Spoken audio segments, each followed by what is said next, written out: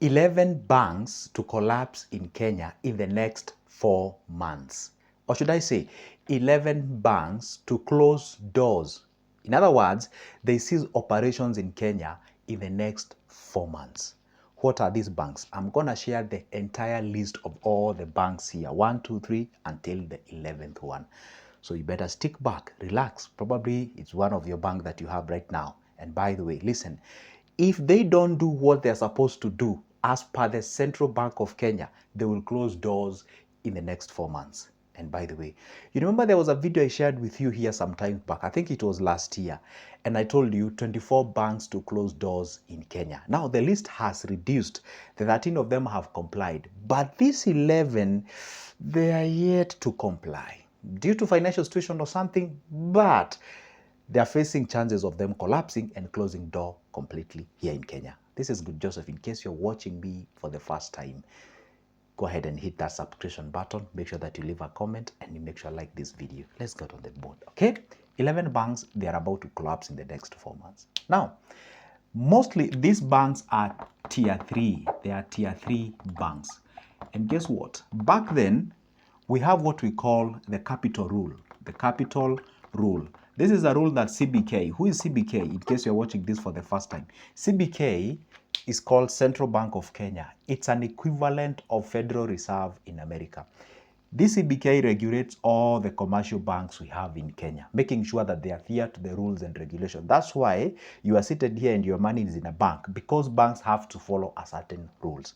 Now, this CBK came up with this rule called the capital rule, making sure or telling all the banks in Kenya that you guys, guess what? You have to raise your operational capital or core capital all the way to 10 billion. What is that core capital? I'm going to use a very simple layman's language. It's the money that a bank ought to set aside or should have it at the side, whether they are making profit or a loss, just in case something happens, people's money is safe, and also the operations of that business or that particular, it's a business actually, that bank is actually safe. That is core capital. Some of them complain, hey, by the way, give us some time to do that. Now, they were given up to 2029. But these ones, guys, they are unable to move from 1 to 3 billion. Now, these tier 3 banks are being told by who? By Central Bank of Kenya. You raise your capital from 1 billion to 3 billion. And ultimately, by 2029, everyone should have raised their core capital to 10 billion. So that at least to make sure that they safeguard the financial market in this country. By the way, for your information, this is for you and me and everyone in the financial market in our country to be made safer and secured. Now, what happening with these three banks? They were told, hey, guess what? Make sure that you raise your core capital from 1 billion to 3 billion in the next 4 months.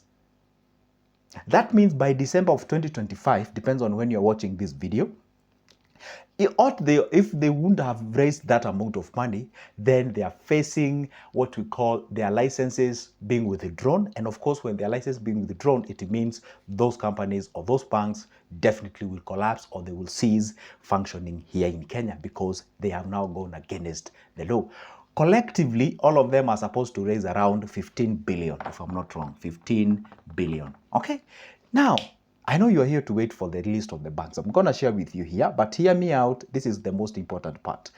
What happens in here is that these banks, they have two chances. One, either they do what we call, of course, you cease the operations, you won't be required to raise from 1 to 3 billion, isn't it? Or two, they have what we call the mergers. They come together. Hey, we are 11 of us as victims. So how about if you come all together, probably if they can agree, and so that at least, probably you may not be able to raise this by yourself, but hey, us collectively, we can be able to do this and raise this money and have one bank. By the way, in Kenya, we have a lot of banks that actually came up in this kind of a thing. For example, the current NCBA bank, it's actually a merger of two banks.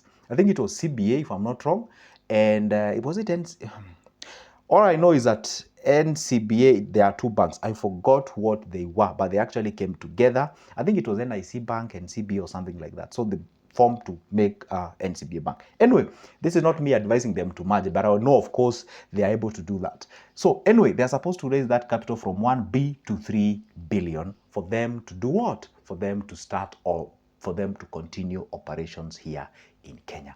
Now, let's get on the most vital part. What are these banks that have been affected by these regulations and they face collapsing? I got my list here so that I don't forget any bank. So I'm going to go step by step. I'm going to put them all down here so that you guys can be able to see them. And I'm sharing this information because it's already on the public domain. So I'm not violating anybody. So I'm just reporting what I have actually gotten on the social media, and it's out there. Now, the first bank on this matter is called the Paramount Bank. The Paramount Bank. Okay. The other one is called M Oriental Bank. Okay. Then we have another bank called Development Bank of Kenya. Development Bank of Kenya. Hey, my pen is refusing to work with me. Bank of Kenya. Or maybe I should just, instead of writing them, I should maybe just read them. Okay. Now, the Developmental Bank of Kenya. We have the ABC Bank.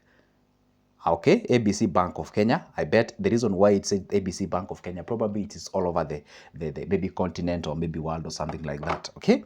Now, we also have another bank called Premier Bank. Premier Bank is also affected by this. We have CIB International Bank. It's also under this particular category. We have the Middle East Bank of Kenya. Okay.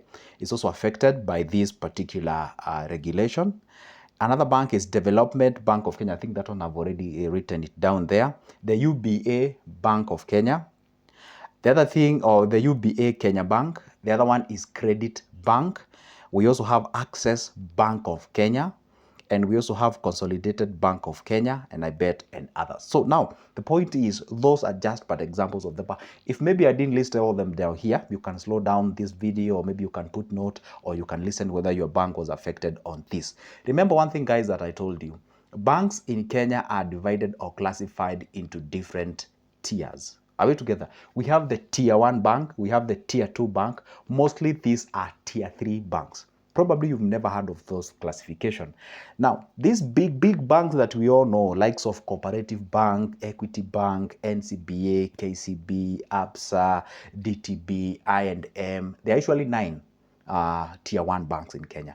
I forgot the third one, and then the 9th one. But those are giants. In most cases, when we are having this regulation, those banks are not likely being affected because, hey, this telling them to raise to 10B is it's not really a big deal. I mean, if you tell a bank like a KCB, you raise your core capital to say 10B, I mean, it's the giant. You get what I'm saying? Those are giants of banks in Kenya. So those ones are not facing any difficulty. Although if they could have been asked, maybe they could say, hey, you know what? Hey, we can't raise that money. But the point is, I mean, those are big banks. And then we have the tier 2 banks. You know, the tier 2 banks also, those are quite of a giant in making, or they are giants in by their own classification.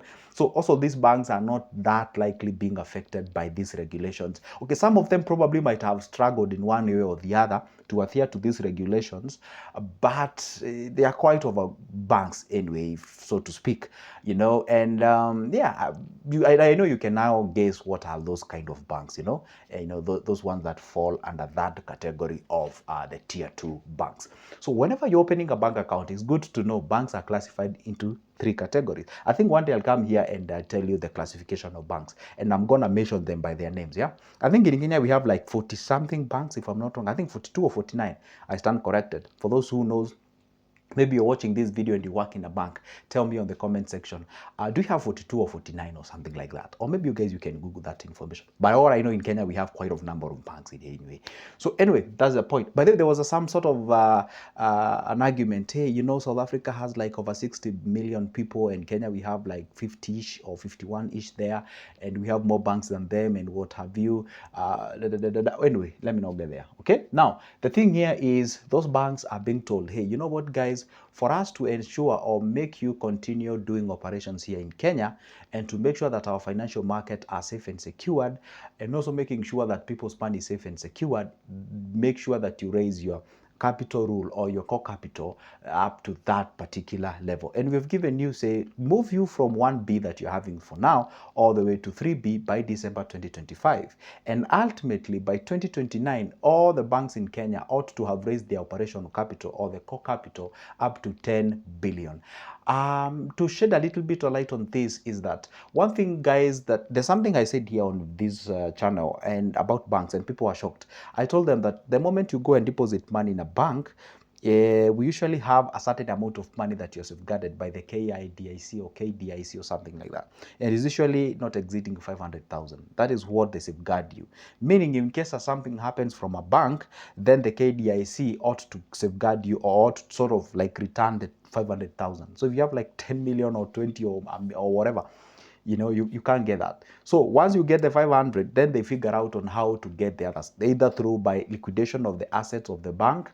That means that let's say ABC, okay, let me not use that, XYZ banks collapses, and let's say they had some cash with people. Let's say they owed some people, let's say like 10 billion, and people have been returned X amount of money. Then they say they were remaining 5 billion to pay back. Then what started now, it's the process of liquidation of the asset owned by that particular bank.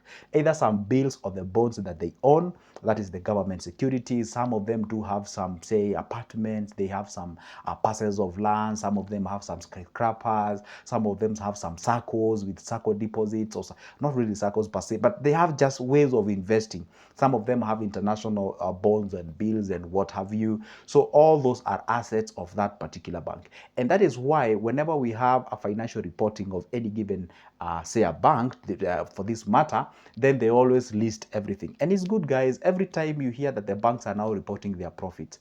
Even if you hate buying newspapers, okay, just go buy a newspaper that majors on businesses and check out how are the financial recording or the financial reporting of your banks looks like. How much they have in terms of liabilities, what they have in terms of their assets, how much they have in terms of the operational cost, and what have you. What were their targets last year? Have they achieved that particular target? And probably if they note it down, what are their future targets? And of course, you can counter check that with their past performance record, so that you can be able to see how is your bank performing. Not only on the purposes of you depositing money with them, but also understanding the health of your bank, or rather the health of the company that you're buying shares, okay? For example, most of these banks, if not all, they are companies that are PLCs, meaning public listed companies that you and me, we can be able to buy shares. So it is good to make sure that you understand this information.